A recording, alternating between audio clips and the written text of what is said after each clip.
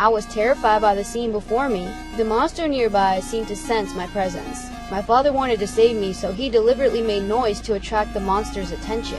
But when I tried to run away, the monster suddenly chased me frantically. Fortunately, at the critical moment, I managed to lock the wooden door behind me and barely escaped.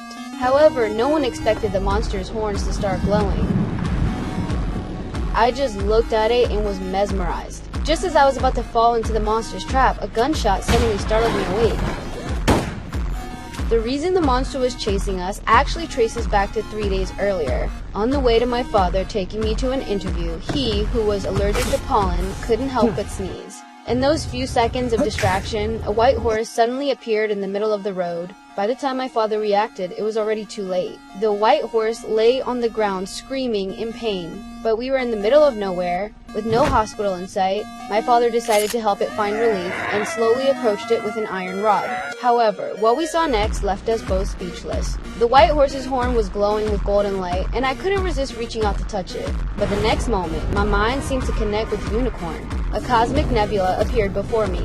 I was deeply immersed in this illusion, and no matter how my father shouted, he couldn't wake me up. So he picked up the iron rod in his hand and struck the unicorn's head with all his might. This instantly pulled me out of the illusion. We then sped off in the car toward our destination, a villa by the lake. My father had been invited to serve as the wealthy man's legal representative. When he pulled out the contract he had designed, the text appeared unusually blurry. But when he took off his glasses, it became crystal clear. His 500-degree myopia had miraculously improved. Meanwhile, I went to the bathroom to splash water on my face and clear my head. I was still deeply immersed in the event of being connected to the unicorn. But when I wiped my face with the towel I carried with me, I was amazed to discover that the acne that had plagued my face for years had also miraculously healed.